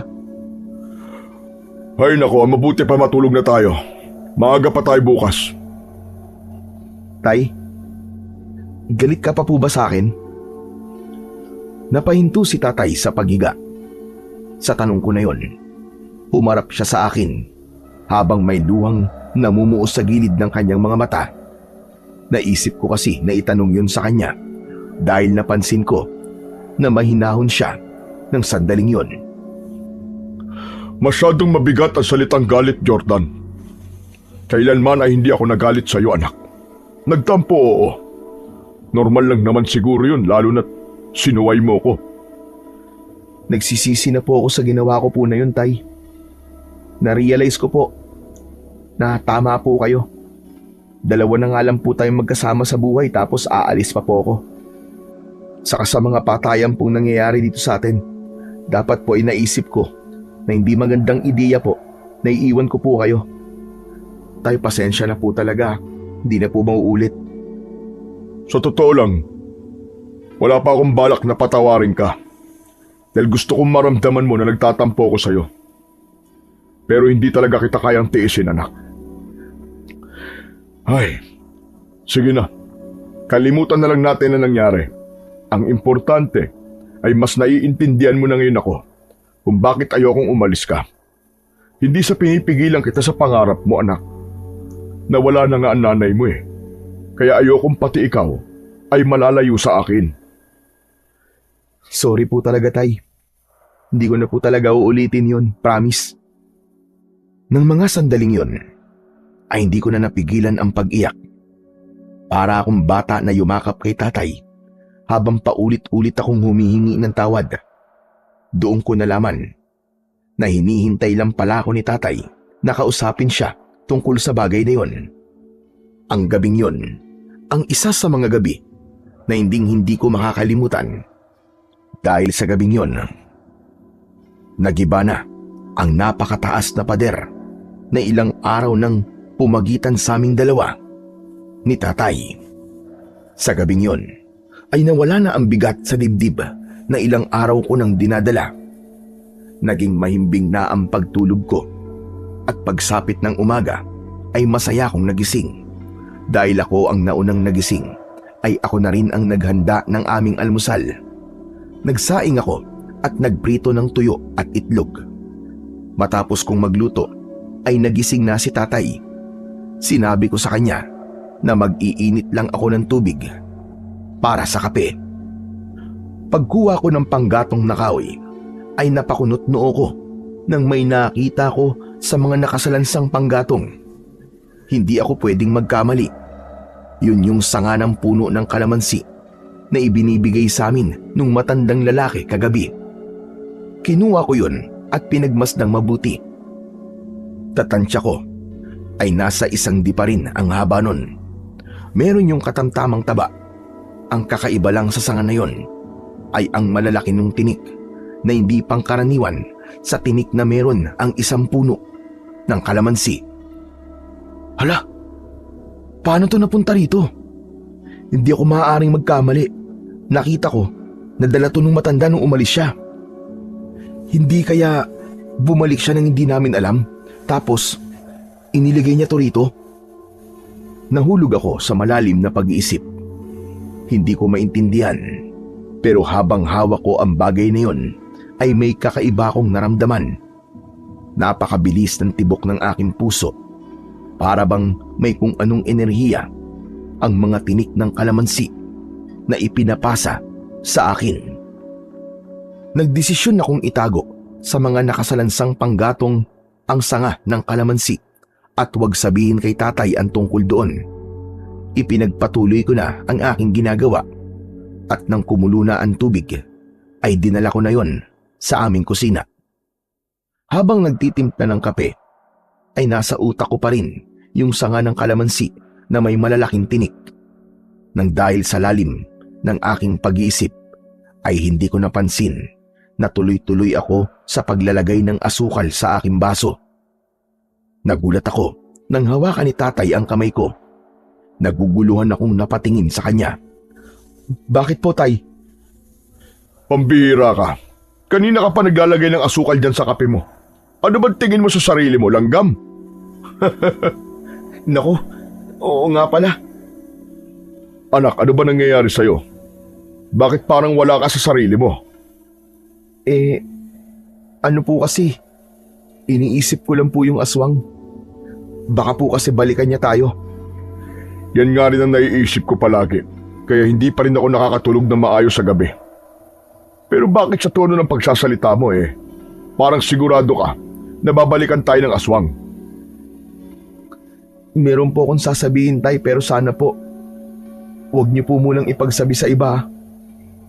Nagkausap po kasi kami ni Dado at meron po siyang hinala kung sino po ang aswang dito sa atin. Bakit? Sino ba pinaghihinalaan ni Dado na aswang? Si Marcelo po, tay. Hindi nga dapat ipagsabihan. Dahil baka makasuhan si Dado, lalo na kapag napatunayan ni Marcelo na hindi siya aswang. Pero bakit naman niya nasabing aswang si Marcelo? Lahat daw po kasi ng naging biktima ng aswang ay yung mga taong hindi pumayag na ipagbenta po ang lupa nila kay Marcelo. Kahit ikaw po, tay, di ba? Hindi po ba ayaw niyo rin pong ibenta sa kanya yung lupa natin? Tapos inatake po kayo ng aswang. Mabuti na nga lang po talaga at hindi nagtagumpay yung aswang na yun. Napatayin po kayo. Biglang natigilan si tatay. Napatulala siya at bakas sa mukha niya ang pagkabahala. Hinayaan ko siya dahil alam kong nag-iisip siya. Pero nang medyo natagalan na siya sa pagkakatulala, ay doon ko na siya kinausap ulit. Tay, okay lang po ba kayo? Sa bagay, hindi na po ako nagulat sa reaksyon nyo. Kahit ako po hindi po ako kumbinsido na aswang po si Sir Marcelo. Hindi. Ang ibig ko sabihin ay merong puntod sinabi sa'yo ni Dado. Ngayon ko lang din naisip na simula nang dumating dito sa lugar natin ng Marcelo na yon, ay saka rin nagsimula ang pag-atake ng mga aswang. Sa tingin ko, hindi nagkataon ang lahat ng yon. Ang ibig niyo po bang sabihin, Tay, naniniwala po kayo sa hinala ni Dado? Na si Sir Marcelo po ang aswang? Oo anak. Alam mo, loko-loko yan si Dado, pero minsan pala ay ginagamit din niya ang utak niya. Biruin mo, sa dami natin dito, ay siya lang yata nakapag-isip ng ganyan. Kung totoo ngang aswang si Marcelo, malamang ay ginagamit niyang pagiging aswang niya para patayin yung mga taong hindi pumapayag na ibenta ang lupa nila sa kanya. Yun din ang dahilan kung bakit ako inatake ng aswang. Ginagawa niya yon para madali niyang makamkam ang buong baryo natin para gawin niyang asyenda niya. Tay, meron din po akong aaminin sa inyo. Nasabi ko po kasi kay Sir Marcelo na pangarap ko po talaga na magtrabaho sa Maynila. Tapos, siya po nagkumbinsi sa akin na ituloy ko po ang plano kong yun kahit sinabi ko pong magagalit kayo. Nang sabihin ko naman po yung kay Dado, ang sabi niya, ay mukhang sinadya daw po ni Marcelo na paalisin ako para maging mag-isa na lang po kayo rito sa bahay nung atakiin kayo nung aswang. Nakita mo na? Tama talaga si Dado. Sa sinabi mo na yan, ay mas lalo lumaki ang paniniwala ko ni si Marcelo nga ang aswang. Pero tay, ano na pong gagawin natin ngayon? Sasabihin po ba natin sa mga tao na aswang po si Marcelo? Sa tingin ko ay hindi magandang ideya yan. Mapera si Marcelo at kayang-kaya niyang itanggi ang paratang natin sa kanya. Kailangan makita mismo ng mga tao kung ano talaga siya para sa ganun ay wala na siyang lusot. Pero paano po natin magagawa yun, tay? May naisip akong plano, pero kailangan natin ang tulong ni Dado. Tutal, sa kanya nang galing ang hinalang to, ay dapat lang natulungan niya tayo. Kinakabahan akong tumango bilang pagtugon. Nilukob ako ng matinding takot ng sandaling yon dahil bumalik sa alaala ko yung kasama ko si Marcelo sa loob ng bahay niya. Hindi ko maiwasang kilabutan nang mapagtanto ko na nakasama ko ang isang aswang sa loob ng kanyang bahay. Kung nagkataong gabi siguro nun, malamang pinatay na rin ako ni Marcelo gaya ng mga ginawa niya sa mga nauna niyang biktima. Pagtapos naming mag-almusal, ay pumunta kagad kami ni tatay sa bahay ni Dado. Nagulat pa nga si Dado nang malaman niyang kasama ko si tatay. Sa loob ng bahay niya kami nag-usap. Magkakaharap kaming naupo sa maliit na sala ni Dado. Ano nga palang meron? Bakit kasama mo si Mang Adolfo na pumunta rito, Chong? Pasensya ka na, Dado Pero sinabi ko na kasi kay tatay yung hinala mo kay Marcelo Ano? Bakit mo naman sinabi yun? Hindi ba sabi ko sa'yo ay huwag mo munang sasabihin sa iba lalo na sa tatay mo? Kasi hindi pa naman ako sigurado Wala ka namang isang salita, Chong Wala kang dapat na ipag-alala, Dado. Dahil naniniwala ako sa mga sinabi mo. Talaga po, Mang Adolfo? Oo, Dado. Hindi ko akalain na napakatalino mo pala pagdating sa ganyang bagay. Nung nasa Maynila po kasi ako, nahilig po ako sa panonood ng mga pelikula na ang bida po ay detective. Kaya parang nagamit ko po yun sa nangyayari rito sa baryo natin ngayon. Ganito, may plano ako naisip at kailangan namin ng kooperasyon mo. Hindi natin pwedeng ipagsabi sa mga tao na aswang si Marcelo kasi pwede niya yung malusutan dahil mapera siya. Kaya ang gagawin natin ay ipapakita natin sa lahat na isa siyang aswang. Pero paano po natin gagawin yon? Bago sabihin ni tatay kung ano ang plano na nasa utak niya, ay matiim muna niya kaming tinignan ni Dado. Matapos yun, ay detalyado niyang ipinaalam sa amin kung ano ang kanyang plano. Sinabi niya sa akin kung ano ang aming gagawin at mahigpit niyang ibinilin na dapat ay hindi kami magkakamali. Dahil isang mali lang ng isa sa amin ay maaaring maging dahilan ng kamatayan naming tatlo sa kamay ng aswang na si Marcelo.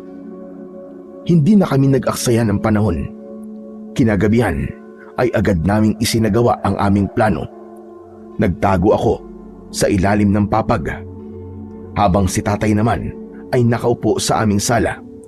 Si Dado naman ay nagpunta sa bahay ni Marcelo upang papuntahin si Marcelo sa bahay namin.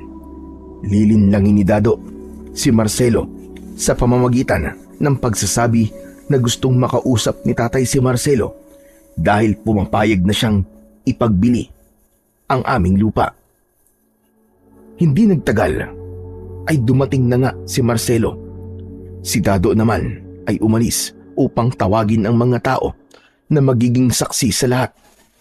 Mula sa ilalim ng papag ay nakikita ko sina tatay at Marcelo at dinig ko ang kanilang pag-uusap.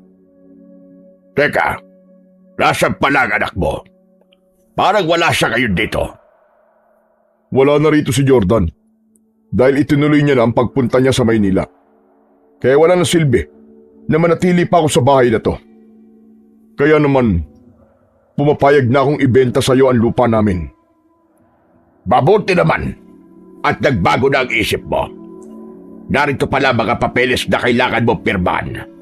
Kung gusto mo ay basahin mo muna. Inabot ni Marcelo ang mga papeles kay tatay. Pagkakuha ni tatay sa mga yon, ay pinagpupunit niya yon at saka ibinato sa mukha ni Marcelo. Labis ang gulat ni Marcelo sa ginawa ni tatay. Ano ba kalokohan nito, Adolfo? Bakit mo pinunit ang kontrata? At talagang naniniwala ka na ibibenta ko sa iyo ang lupang to? Kahit patayin mo ko, gaya ng ginawa mo sa mga una mong biktima, ay hindi mapupunta sa iyo ang lupang to. Ano ba sinasabi mo? Ang mabuti pa'y aalis na ako. Salamat na lamang sa pagsasayang ko ng oras. Huwag ka munang umalis. Gusto ko munang sabihin na alam ko na ang sikreto mo. Alam kong ikaw ang aswang na pumapatay sa mga tao rito. Lalo na yung mga hindi pumapayag na ibenta sa iyo ang lupa nila. At may hawak akong ebidensya. Isang malaking ebidensya na magpapatunay na isa kang aswang. Ang totoo, walang hawak na ebidensya si tatay. Gusto lang niyang sagarin ang galit ni Adolfo upang ilabas nito kung ano talaga ito. Nagtagumpay naman si tatay dahil galit na sinakal ni Marcelo si tatay. Pinigilan ko ang sarili ko na makialam dahil hindi pa yun ang tamang oras para lumabas ako. At nang dahil sa masyadong nakatuon ang atensyon ni Marcelo kay tatay, ay hindi niya na alam na may mga tao na sa labas ng aming bahay.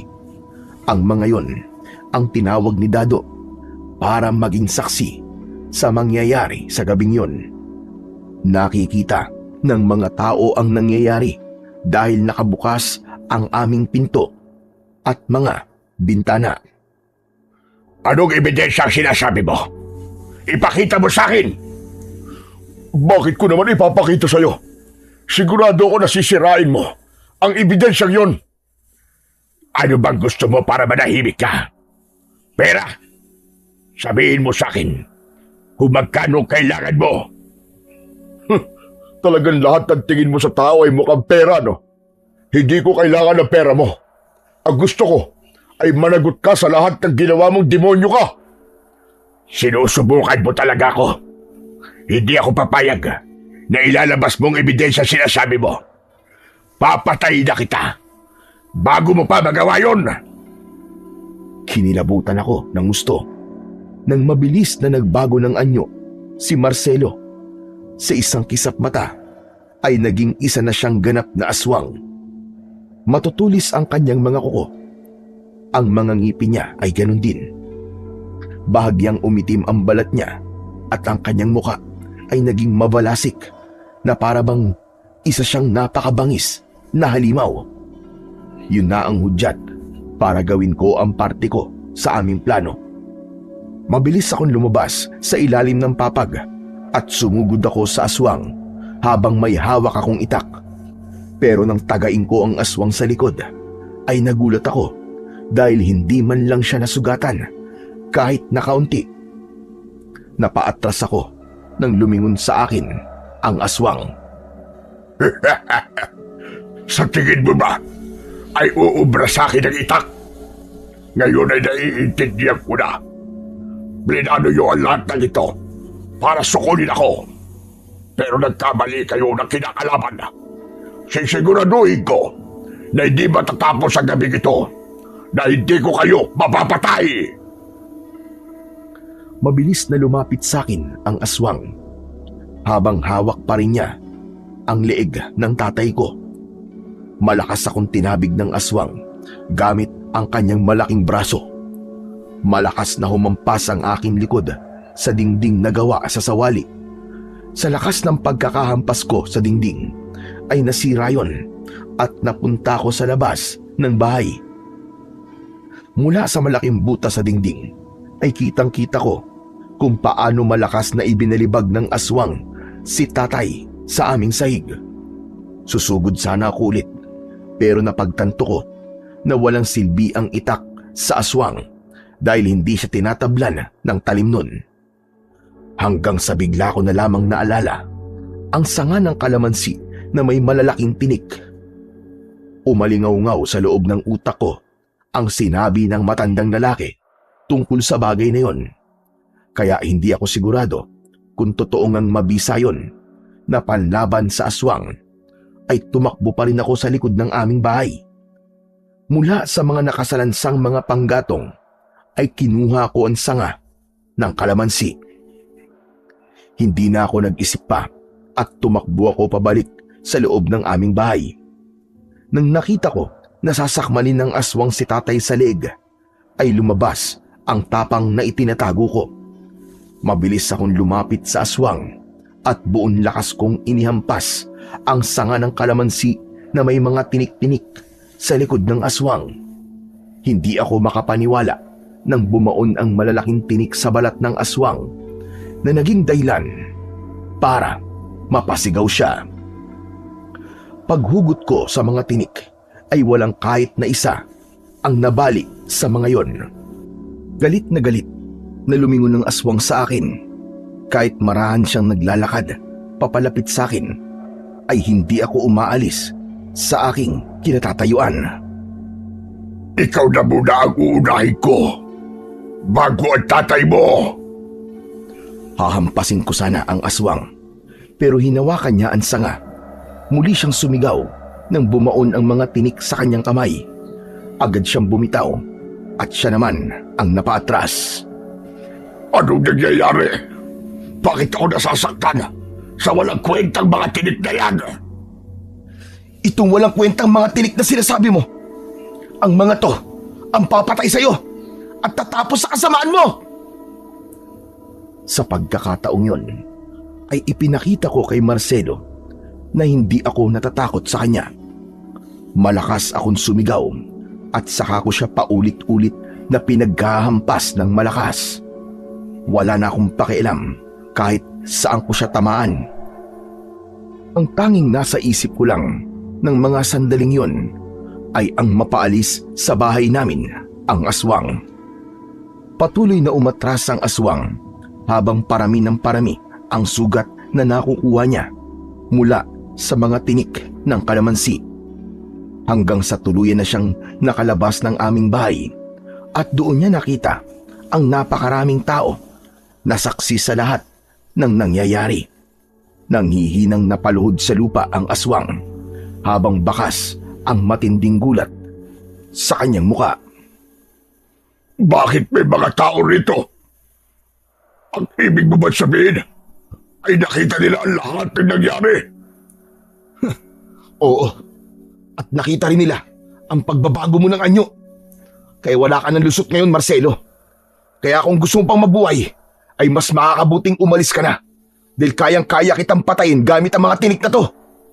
At itong tandaan mo, sa oras na mabalitaan ko na nangkakamkam ka ulit ng lupa sa ibang lugar o pumapatay ka ng mga tao, ay hahanapin kita kahit dasang ka panlupalop.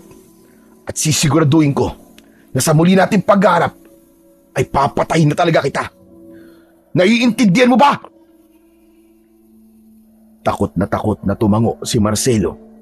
Halos hindi na siya makapagsalita sa dami ng sugat niya sa kanyang katawan. Nahihirapang tumayo si Marcelo at mabagal siyang naglakad papalayo. Ang buong akala ko ay makakaalis siya ng buhay, pero hindi ko na nagawang pigilan ang galit ng mga tao. Pinagtulungan siyang saktan ng mga tao. Merong kumuha ng malaking bato at inihampas sa ulo ng aswang. Ang ilan ay pinagtatatagyakan siya ng paulit-ulit. Hindi nagtagal ay binawian na ng buhay ang aswang na si Marcelo. Nakahandusay sa lupa ang duguan niyang katawan. Hindi na siya gumagalaw, na isang indikasyon na patay na talaga siya. Kahit alam ko na mali ang kumuha ng buhay ng iba, ay naintindihan ko ang mga tao sa aming baryo sa kanilang nagawa dahil sa matinding galit nila kay Marcelo. Binalikan ko naman si tatay sa aming bahay at agad ko siyang dinala sa ospital upang mabigyan ng lunas ang sugat na kanyang natamo. Matapos mamatay ng aswang na si Marcelo, ay agad na bumalik ang katahimikan sa aming baryo. Nang dahil sa pangyayaring yon, ay mas tumibay palalo ang relasyon namin ng tatay ko bilang mag-ama. Habang ang mansyon naman ni Marcelo ay unti-unting nasira sa paglipas ng panahon. Nanatili sa aking pangangalaga ang sanga ng kalamansi na may malalaking tinik. Itinabi ko yon upang kung sakaling may aswang na muling umatake sa aming baryo, ay meron akong magagamit na sandata sa pakikipaglaban. Habang ang matandang nagbigay nun sa akin ay hindi na muling nagpakita sa amin kailanman. Isang araw ay dinala ko ni tatay sa Maynila para doon ay magbakasyon. Matagal ko ng pangarap ang makarating doon, kaya napakasaya ko nang mangyari yon. Ngunit sa gitna ng ingay at liwanag ng lungsod ay napagtanto kong mas gusto ko pa ring bumalik sa aming baryo at manatili sa piling ng aking ama. Napagtanto ko na may mga pagkakataon na nabubulag tayo sa magagandang bagay na wala sa atin, kaya hindi natin nakikita ang tunay na halaga ng mga bagay na meron tayo. Natutunan kong maging kontento dahil nalaman ko na doon nagsisimula ang tunay na kaligayahan. Sa kwento pong ating narinig ngayon ay nagpapatunay lamang na ang pagiging ganid ay hindi kailanman nagbubunga ng tunay na kapayapaan.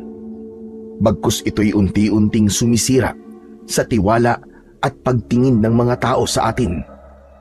Kapag hindi tayo marunong makontento, nawawala ang pagpapahalaga natin sa mga biyayang ipinagkaloob na ng Panginoon. Kaya't mahalagang matutunan nating maghintay at magtiwala sa Kanyang itinakdang panahon. Sapagkat ang paghihintay ay hindi pagsasayang ng oras, kundi isang proseso ng paghuhubog.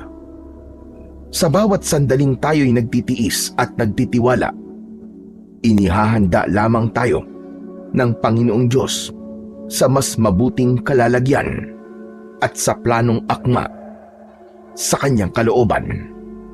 Maghintay lamang tayo sapagkat ang plano ng Panginoon ay laging mabuti at napapanahon. Sabi nga sa Biblia, ng Hebreo, Kabanata 13, Talata 5. Mamuhay kayong walang kasakiman. Masiyahan kayo sa kung ano ang meron kayo. Sapagkat sinabi ng Diyos, kailanman hindi kita iiwan, ni pababayaan man. Maraming salamat po sa inyong pakikinig. Hanggang sa muli.